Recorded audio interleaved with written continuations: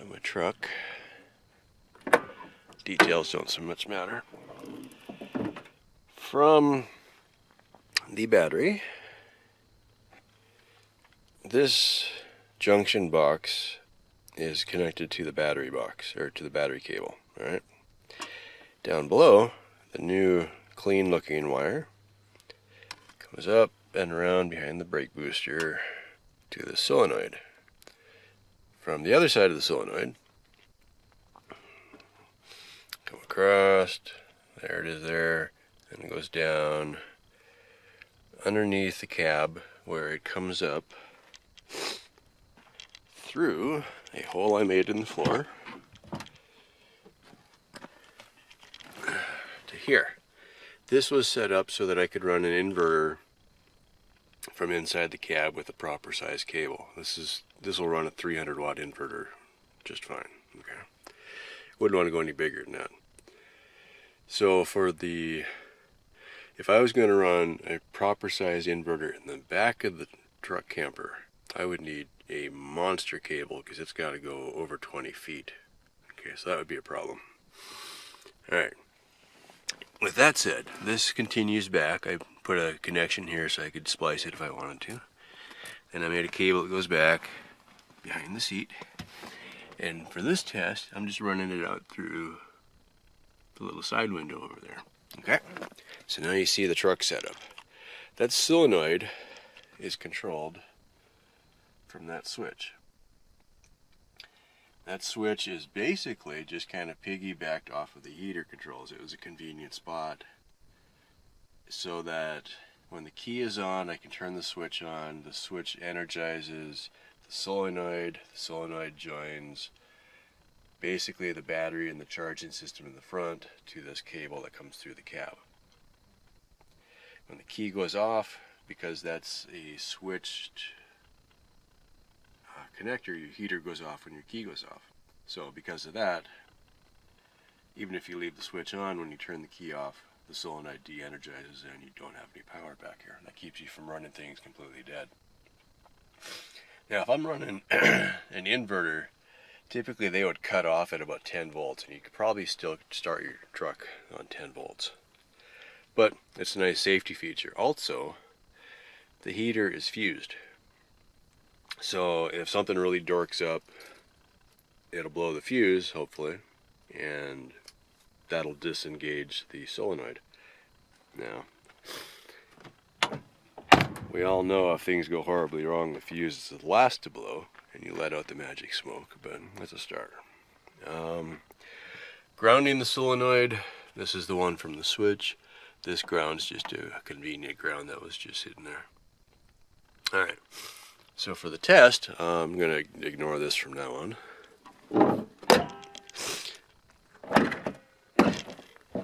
Oh, come on. Don't be this way. There we go. So what we're doing for the test, I am going to use, and I have no idea if this has worked, but it seems like it should. This is a 30 amp solar charge controller that I found on eBay. I've also got a 20 amp that I'm using in the battery box right now. They look identical. One is rated 20, one is rated 30. Okay, probably a different sticker. I don't know. I don't have a lot of trust in that kind of stuff. But anyway, so coming out of the truck, I've got an Anderson red 50. I'll go from here. That might be too short anyway. It's okay, I've got an extension. This was left over from my motorcycle on the Alaska trip. And this is not the motorcycle from the Alaska trip, but it's basically the same. And as you can see, I've wired an Anderson connector here, and this runs directly to the battery. I also got a little, what do you call it, SAE or whatever, also to the battery. This is for a trickle charger, and you can use that to jump start the bike, and that's why I made this. Also, my 300 watt inverter can plug into that also. I'm not sure if the motorcycle can run a 300 watt inverter off of its charger or not. I don't know if that's an alternator. I don't think it is an alternator on the bike. It doesn't put out very much power. Anyway, what we're going to do, this is just to see, will it work at all? Will I see smoke?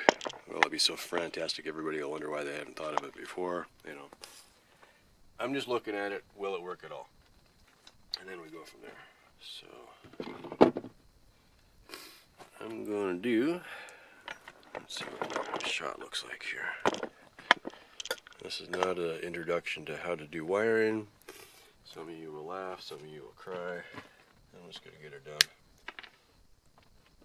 First we see if it works. Then if it works, great. Then we can tidy things up. Also, I'm not going to run it through the window for the final test. If I can charge this battery in the back of the truck through this charge controller with a relatively small wire instead of a big monster jumper cable, my life gets a whole lot simpler. Plus, this is a whole lot cheaper. And in my case, I am driving 2 hours to get to work. Nope, that will not. Maybe it'll work. Maybe it'll. I'm just going to grab a different one. Okay. Input. This is basically we're wiring it. The truck is the solar system. Okay. So as far as the charge controller goes, it's just got a really nice solar system coming in. Now what I'm thinking is, what I'm hoping, that's not going to work. I'm going to grab a different screwdriver. Anyway, what I'm hoping is this will just draw 20 or 30 amps. It'll go into the battery. The truck will just compensate. You know, it'll be just thinking, oh, somebody turned on some really big lights or cranked up the heater, pulling 30 amps on the blower, and it'll just adjust because it'll handle it. All right, I'll be right back.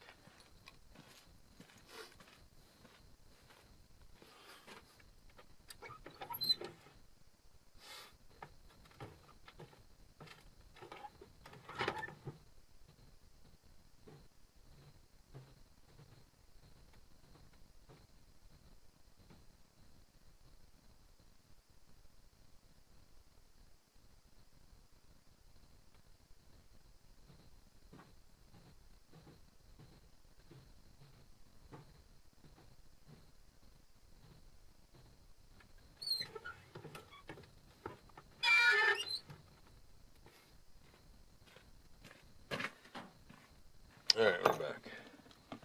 Now if this does work, I'm going to wire it to that solenoid in the front, I think is the best idea, so that it can be switched. And then I'm going to have the charge controller someplace that I can see it. Would make sense if I'm driving, although it would be nice to have it in the back where I can see it when I'm back there. So I think what I could do is wire a LED, like a, oh, this is problems. I could wire a voltmeter in the front of the cab that I can kind of keep an eye on the battery in the back, and that would be good enough. And then I'll leave the charge controller in the back, closer to the battery, I think.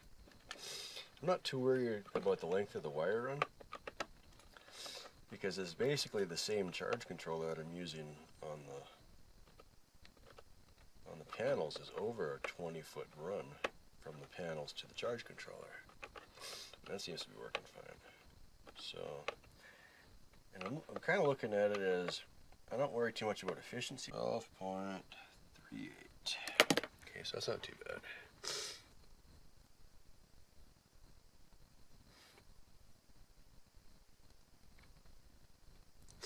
And I made a note for multimeter, so I want to know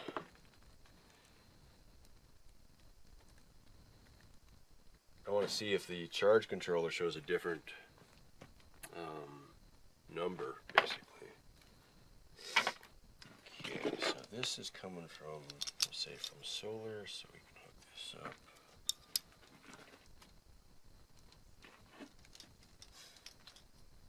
probably don't need a 10-foot wire, but it is conveniently ready-made, so. You can hear if there's a coyote going in the background there. Nice thing about the Anderson connector, assuming you didn't wire it wrong, it'll always be right. You can't hook these up backwards. That's really good for me. Now, on the charge controller, it's going to give me a readout of battery voltage, rate of charge, PV voltage, which will be what's coming out of the truck. That should be around 14.5 when we energize. So that'll be good to know. So for this, I'm going to make this wire too long, and that way when I wire this to the truck, I can probably have enough wire that I don't have to make a new one for this. And this is 10 gauge wire. That should be fine. This is what I used wiring the solar panels. So it's a whole lot bigger than the wire that came in the kit.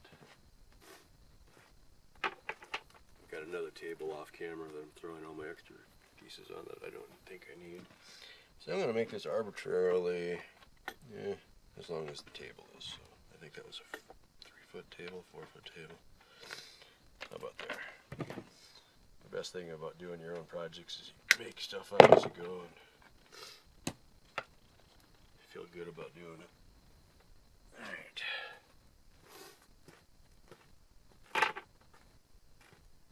Plus that leaves me a nice length of a scrap there. So, strippers. These are one of the cool ones. I don't know.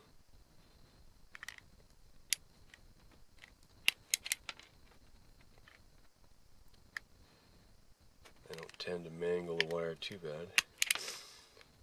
And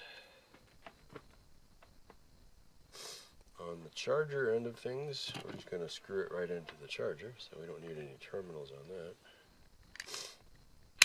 And then we're going to put ring terminals. I guess that's what they're called. I don't have a lot of classical training on any of this stuff.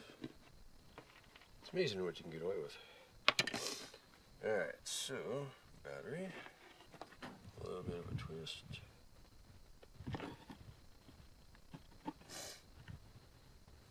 And I'm just looking at the bottom of the charge controller and it's got labels. Actually, I'll show you.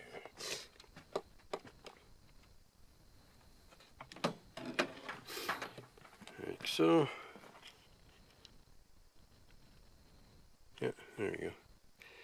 So I'm going into here for the battery. This was from the solar, and then you can hook up a load directly to the charge controller. The theory is if the battery gets too low, it'll cut the load off. This just isn't big enough to run the inverter, but you could run all your lights off of that. So that'd be kind of cool. Alright. That's I was going to do all this off camera, and then it occurred to me this probably would go fairly quickly, so even with me doing it, this might give somebody the courage to try it on their own. Unless it goes horribly wrong, then maybe not. But I often have said this, if nothing else to myself. How do you know if it's going to work until you try it? Alright. And if it doesn't work, well, you will see that I have not wasted a lot of time on this. So if it doesn't work, I will probably make myself a note that, you know what, I tried this back in 2017. It went horribly wrong, and then I will not have to do it again. Okay, at this point nothing is energized because that solenoid has not made the bridge to the truck. So everything is cool. So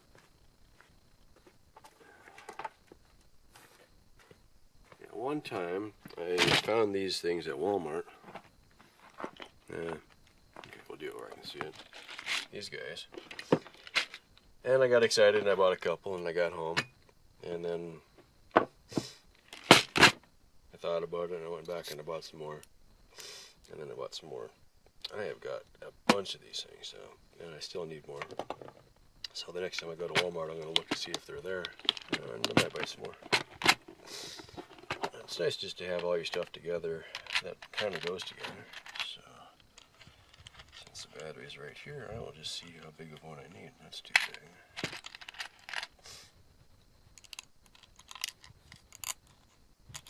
That'll work. So I'll use two like that. Put these away at a safe distance so that in my excitement I don't knock it over. They don't spill when they're closed. Just got to remember to close them quickly so I don't forget. Okay. These are both the same. I don't care which one is which yet. We do in a minute. In your car, when you're hooking up your batteries, they make a big deal. You're supposed to connect the positive cable first, and then you connect the ground. That's going to keep you from making a big mess of things, sparks and stuff. The reason is the entire car is grounded. Okay. So that if you hooked up the ground wire first, then your positive wire is going to ground and spark on anything that it touches, anything metal. Now, granted, some cars are mostly plastic, so this wouldn't be a problem again. But if you hooked up your positive wire first, and then you were reaching in to hook up your ground wire, you would spark on everything you touched. But if you hooked up your if you hooked up your positive wire first, nothing would spark until you hit the actual. No, I always say that backwards. I almost failed my entrance exam doing that one too. Okay, in this case, there is nothing hooked up to anything here. It's just the battery sitting on a wooden table, so I'm not going to worry about which one I hook up first is my point. Alright. Positive red? Okay. At this point, the charge controller is starting up, and it shows 12.30 volts.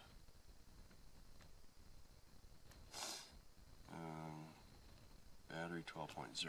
Okay.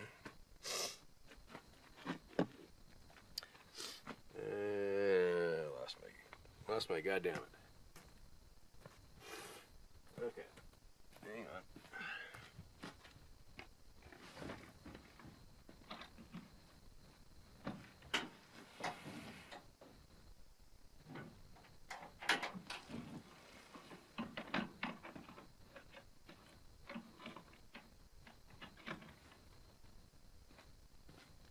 This is probably not the best or most recommended, but I like it. It's a skateboard wrench. I'm not sure. Well, I do have a couple skateboards laying around for parts, so it's possible I bought it for that. Happens to fit the battery terminals nicely on a top post battery. And by top post, I mean like the batteries, bolt terminals, whatever you call them. Hey, I'm not killing them. I'm just getting them kind of tight. Okay, charge controller and my pin. It says battery at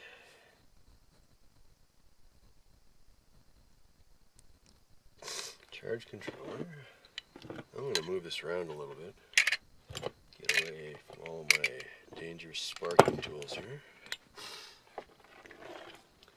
From now on, I'm just going to use whatever the charge controller says. I'm not going to waste the time with my multimeter. Just makes it easier to have one consistent source.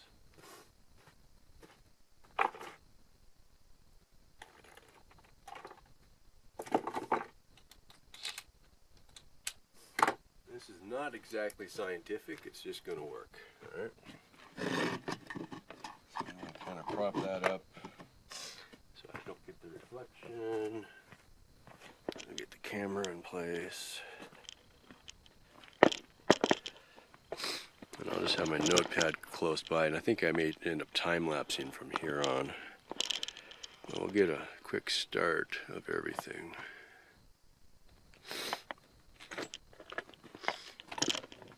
My carefully lined up cinematography here. Alright, that's about there.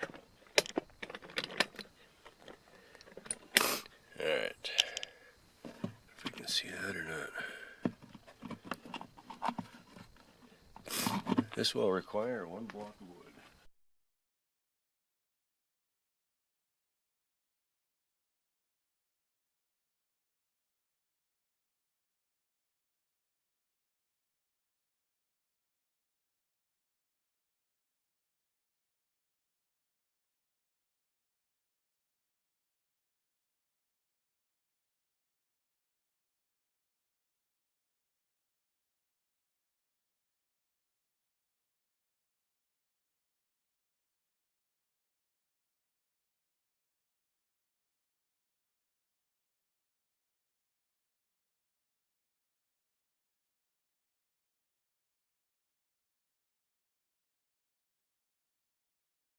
$9:35 on my watch.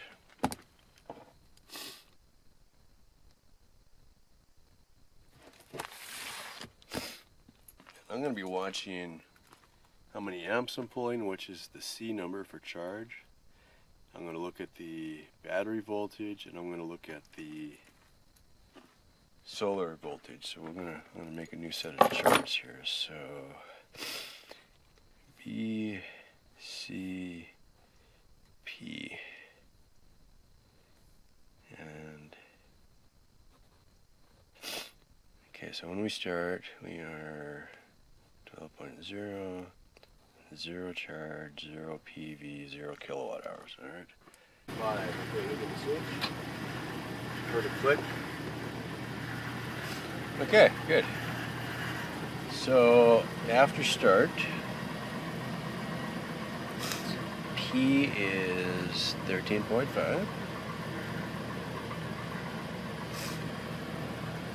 I'll just say 13.5 because that's what I saw first. Look at that. 17 amps charging, that's good. I saw 17.0 once, so I'm going to write that down. Charging mode high. It's calling this bulk. Eventually it'll say float if we ever get to that. Load is 0, that's fine. Kilowatt hours is still 0. And my battery now shows 12.9 already. Now obviously that's not right, but it's a start up to 13, okay? And that is within a minute, okay? So I'm gonna let the truck run. I'm just gonna shut the camera off for a little bit, and we'll come back at, I'm gonna say run it for half an hour and just see how it looks. I'll keep an eye on things. I'm also gonna go make myself a cup of coffee. All right, stay tuned.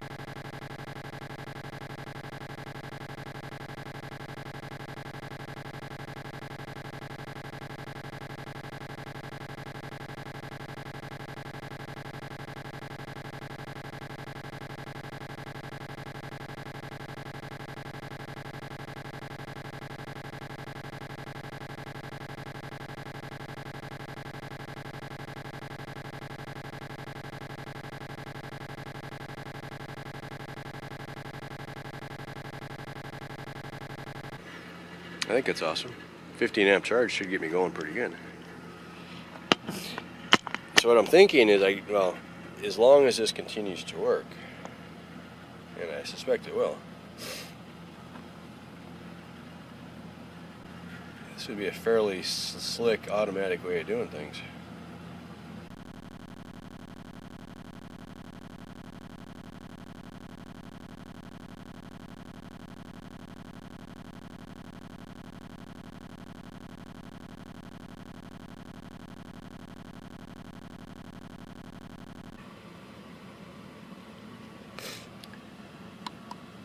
Charge, I saw 14, I'll say 14.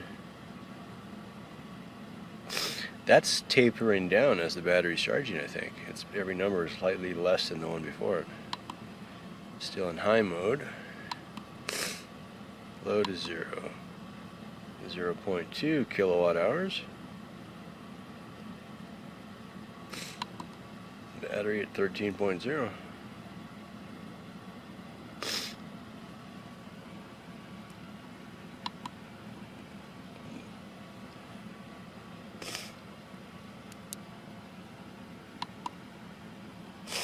That's working well.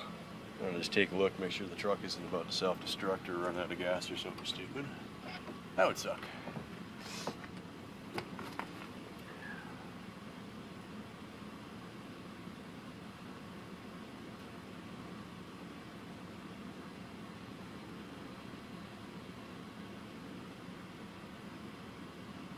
Everything working cool in here.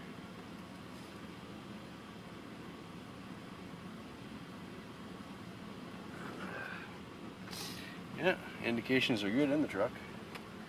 Because I don't trust power locks, I never close the door when it's running. Just the butt noise makes me nervous. So.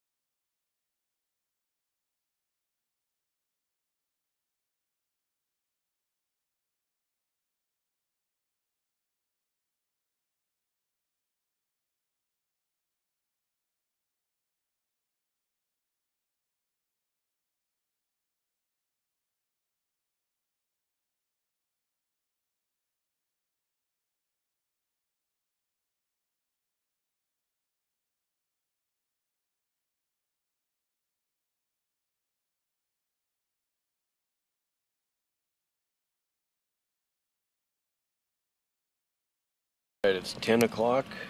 I've been running this for 25 minutes. Battery 13.0 still. Of course, it'll cycle to 13.2 as soon as you say that, but I'm going to write down 13.0. PV 13.8.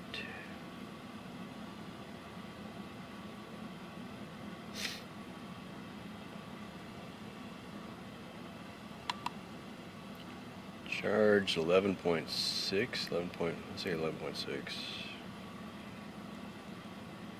So that's dropping down considerably. Now this is amps, remember that. It's working like an automatic battery charger would. As the voltage is coming up, it's slowing down the charge.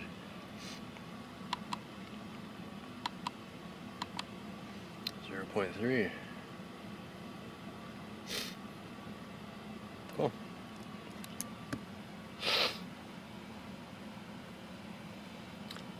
And it's still in bulk charge mode, which means the controller isn't restricting it at all.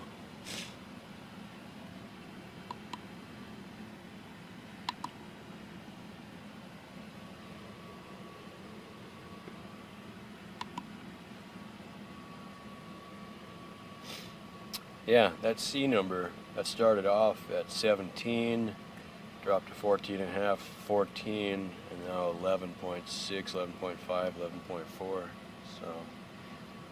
it's definitely pulling less amps as it goes. Only at 13.8, that's what the truck is giving us. So that part's good. Cool. Stop that for now.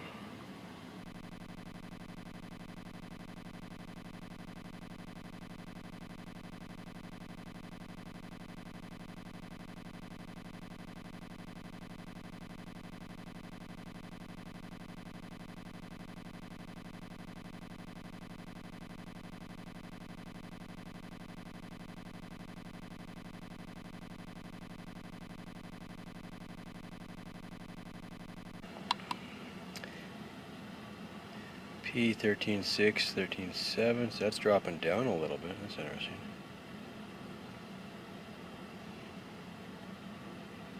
It's the first time I've seen that not be 13.8. Charge is dropping. Let's say 9.0.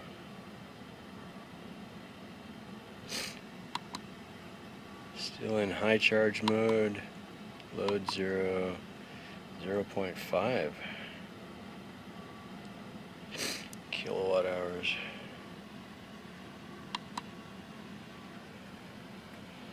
Okay, I'm gonna run that for another 20 minutes or so that I hit a complete hour, just to give myself an idea what I'm gonna get, and then I'm gonna leave it. And I'll run the heater test again tonight. Now, temperature-wise, lead acids aren't really linear in how they charge. You know, it takes a lot to push them up 1/10 of a volt kind of thing. Probably 12.7. Okay, dropping to 12.6 now. So as it drops down, you get a better, more accurate reading of where you're at. And what the charge controller does is it measures basically the internal resistance of the battery to figure out its charge state, and then it charges based on that. Okay, let's say 12.6. Okay, switch back on now, and it jumps back up again, and the indicator here changed. That's kind of cool. Okay, I'll give it a little rest. 13.5 coming in, charge jumped up to 10 amps again, and then it'll taper back down.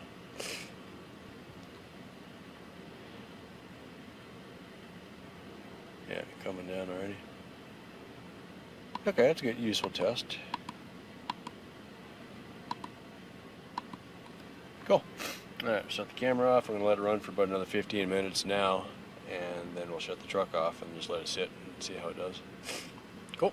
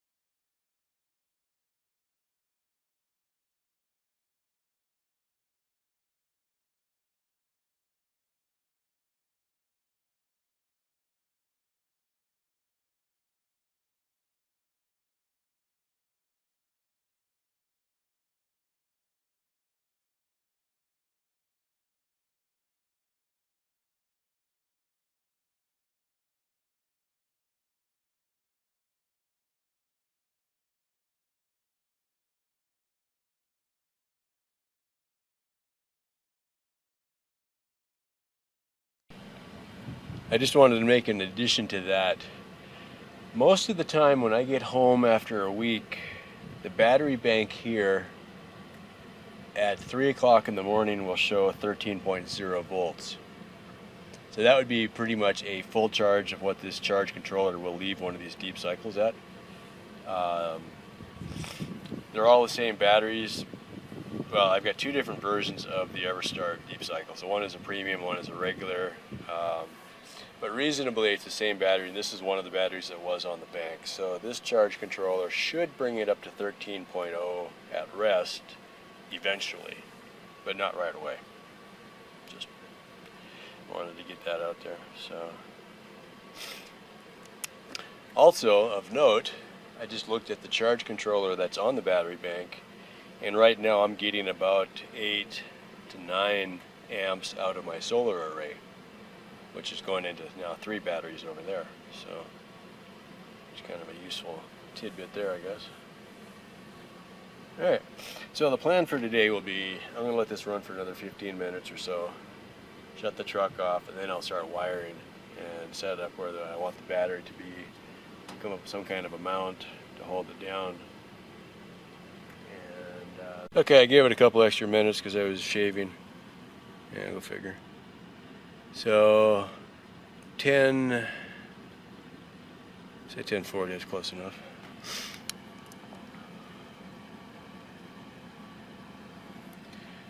Alright, so start at the beginning. I think I wrote my numbers down in the wrong order, but 13.1, 13.2, say 13.1. So it is still going up. We're still on bulk charge though. 13.5, 13.6, we'll say 13.6. So the voltage is dropping coming from the truck. Charge is 7.8, we'll say.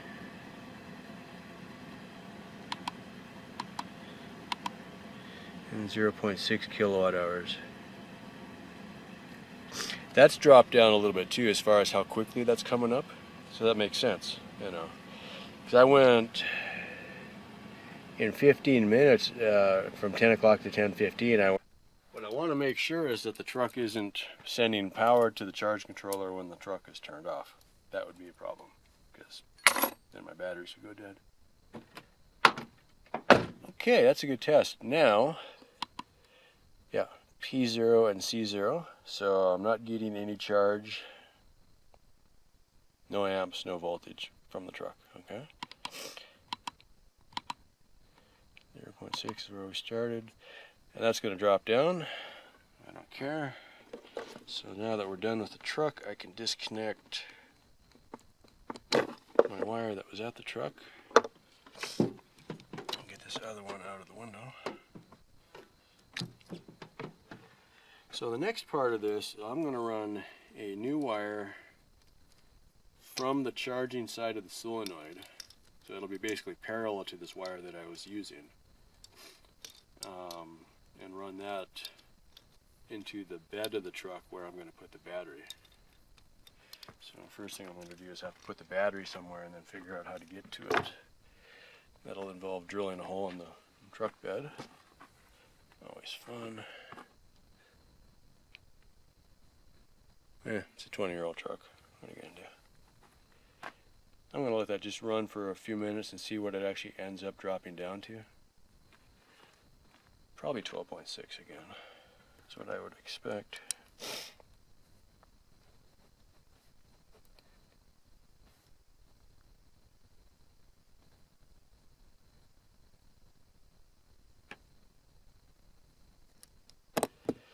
So I'm going to fuss around and look around for some stuff and then come back.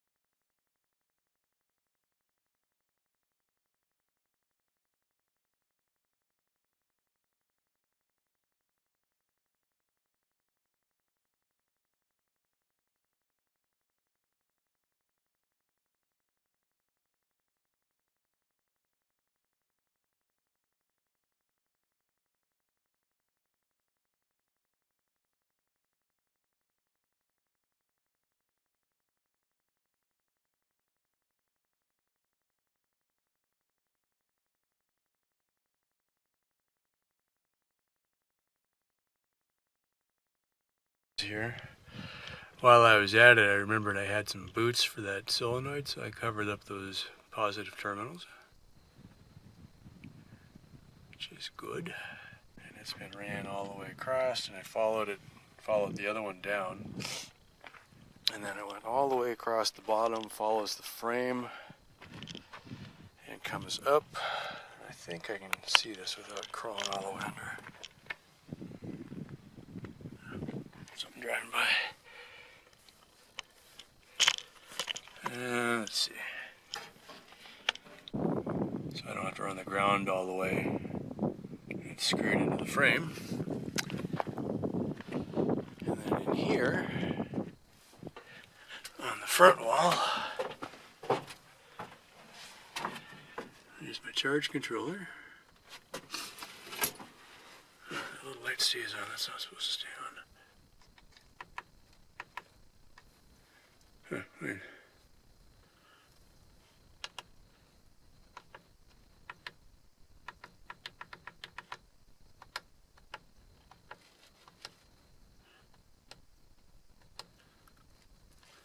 Maybe that just eventually goes off. I'll keep an eye on that. Okay, so what I'm going to do is go just start the truck up. And I should see.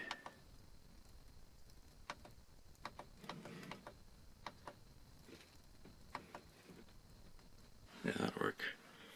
That P0 from the solar cells panels should show power from the front, and hopefully nothing explodes. Stay tuned.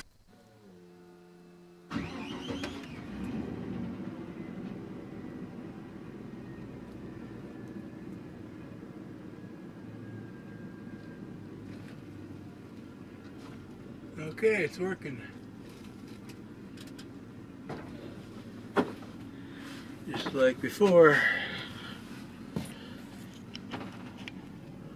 Battery 13.1. Cool. Alright, I'm going to shut the truck off again. Next, we are going to mount the inverter in here and then wire that in. So, kind of going incremental here. Alright, stop camera.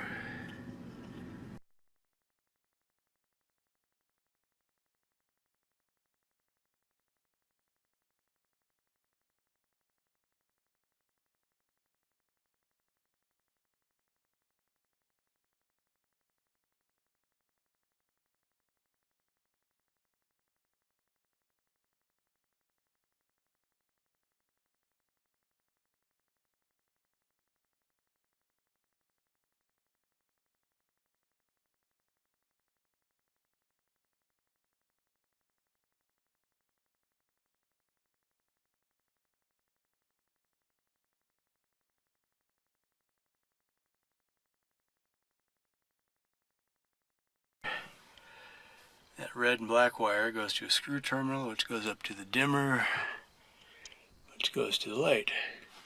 Now if I hit the middle button on the charge controller, it shows that there's a light, and the light works.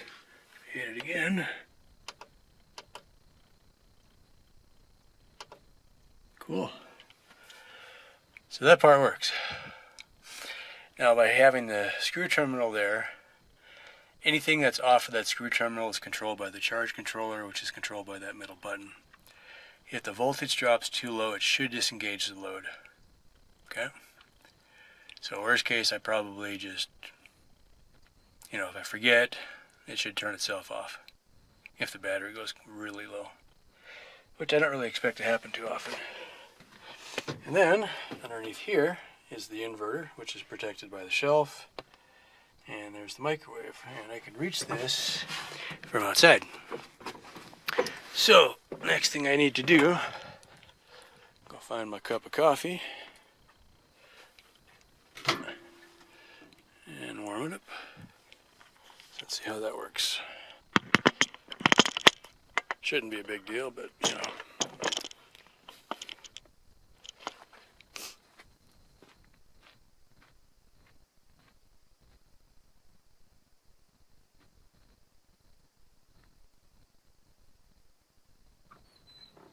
Enough. Easy to get to, but not in the way. Also in the front, the spare tire is laid right across where the battery is, so it basically protects me from dropping something on the battery. Battery can't go very far because it either hits the front, the back, the side, fender well, whatever. So at the moment it's not tied down, but let's see, battery on the charge controller showing 11.6 now. Not ideal, but we haven't really got a fully charged battery in here yet. Let's stop it after a minute. As soon as the microwave shuts off, it jumps up to 12.1. Let's see how we're doing. Yeah, it's warm. Close enough for now. Inverter off.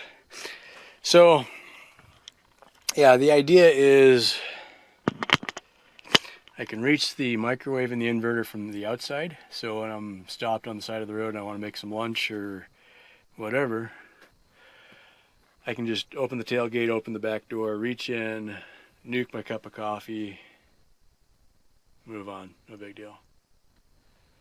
I think probably in the future for mods, I'd like some more inside lighting.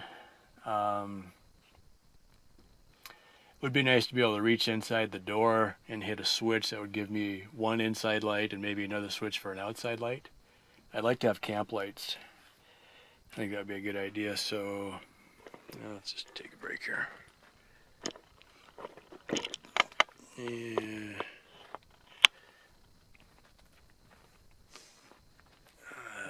Oh, that's beautiful. Almost. Still me, you know. All right, so yeah. Cheers. To recap, I thought about this a while ago, and I couldn't figure out a reason not to try it, so I tried it, and it seems like it's going to work. So I had this idea a while ago that I should be able to use a solar charge controller to charge the rear battery, basically my house battery, from the front, such that a few years back I had a Chevy Astra van, and I wired it with a secondary battery in the back, kind of like a motorhome. So you'd figure you'd get your starting battery in the front and then a house battery in the back. The idea of the house battery is you can run all your accessories in the back, lighting, whatever, stereo, and not run the front battery dead. The problem was, back up a second, and not run your front battery dead. To keep the two separated, you use a solenoid, which is an electrically controlled heavy duty. The problem was, if one battery is really dead and the other one is fully charged, basically the front battery was charged, the back one was dead, the alternator and its automatic voltage regulator, which handles charging, would see basically the two batteries added together, and then it takes the average. It just says, okay, there's one that's full and one that's empty. It doesn't know there's two batteries. It just says, oh, we're down to 11 volts, instead of eventually then overcharges the front battery. Eventually, when they both hit 14, they float, and then they equalize and everything is good. But in the meantime, it's really hammering the front battery, I think. I'm not the expert on this, but this is what I kind of am understanding is when you're joining batteries together, it's not a good idea to join a dead battery and a full battery. And that's why. Because charging, you'll overcharge the front one trying to charge the back one. And I experienced some of that here on the bus when I first got out here. I had 3 batteries, none of them matched each other. One was a deep cycle battery that was 3 years old, one was the old truck battery, and one was the battery out of the bus. And I hooked them all up together in parallel and then threw a battery charger on there. And there's some acid burns in the back of the bus from one of the batteries boiling over, trying to, get them to all charge at the same time. And it just never really worked very well. So on this setup, I decided I didn't want to run just a big battery cable from the front to the back and tie them together, because I didn't want to have that same problem again. So I was thinking about it, and I had some extra solar charge controllers. And I'm not even sure why I thought of this in the first place, because it didn't really seem intuitive at the time, but the charge controller just knows that power is coming in, and it regulates the charge of the battery automatically. And when the battery gets up to a certain voltage, it just kind of cuts it off. Well, the wind blows. So my thinking was, the solar charge controller doesn't know where the power is coming from, it just knows that there's power. So I thought, okay, if I can have the power from the front, basically from the alternator, going into the charge controller, that can be the same as the solar panels, and it'll eventually charge up the battery in the back. Well, in my situation here, and this is probably not everybody's situation, but I drive 2 hours to get from here to where I work, and then I stay in town all week, and then I drive 2 hours back again. Well, in 2 hours I can probably fully charge that battery off of the charge controller, and I don't have to worry about overcharging it, because the charge controller will maintain the charge. And what I found in testing out here, just watching it, I ran the truck for an hour just at idle, and I could see the rate of charge dropping as the battery was getting closer to charge. In 1 hour it didn't get to a full charge, but it did charge it. So I'm like, okay, that's promising.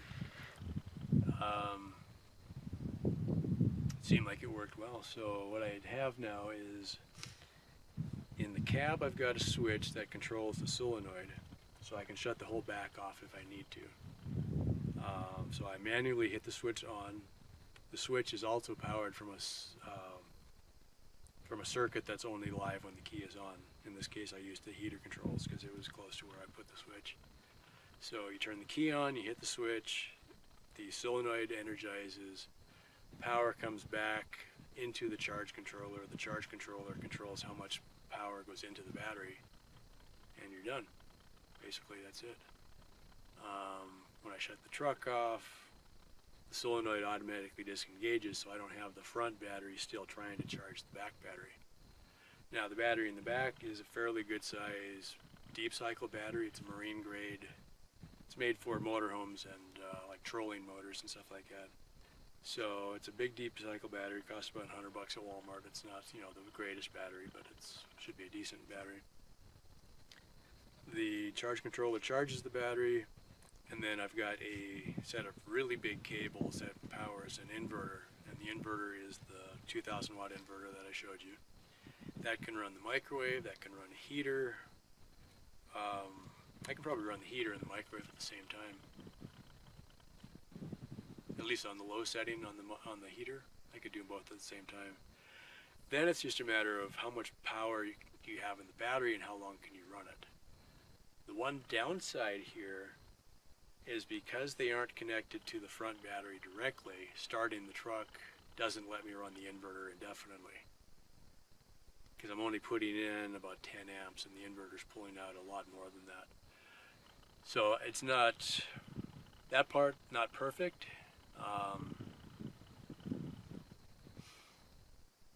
Realistically, if I have any kind of a charge on there at all, I can nuke my cup of coffee in the morning and I can run a laptop for 2 or 3 hours. And that's the biggest thing right there.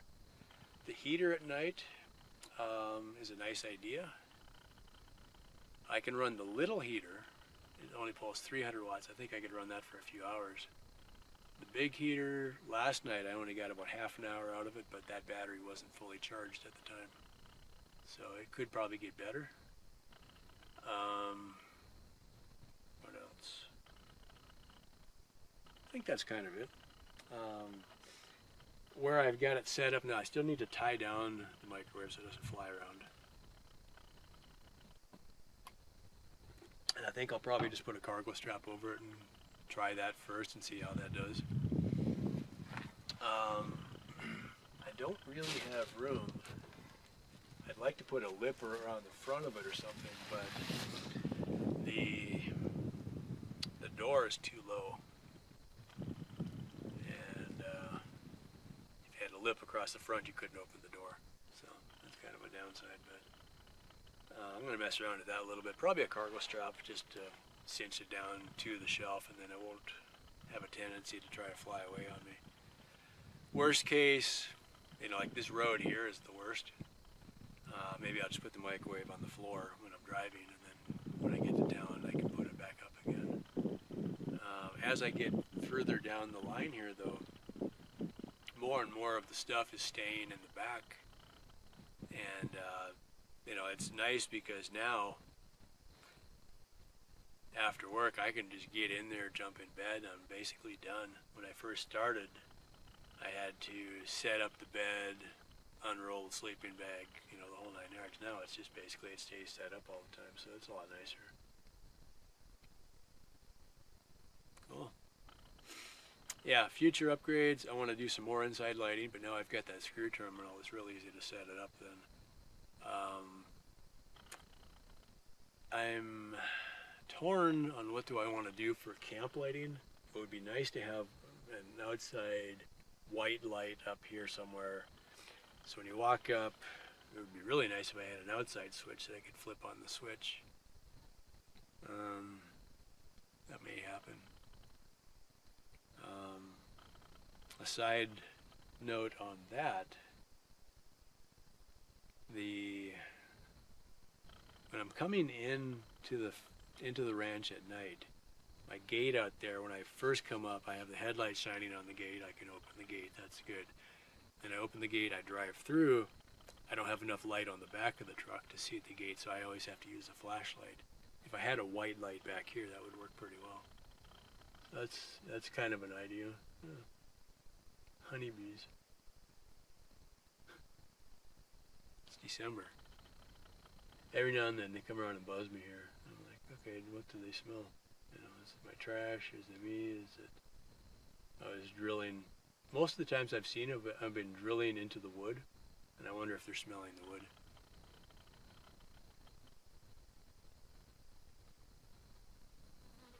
I don't know if he goes. Probably she. Anyway.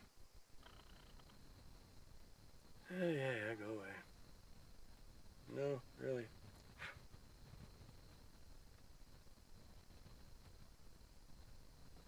Go. That's basically it. It's almost 3 o'clock.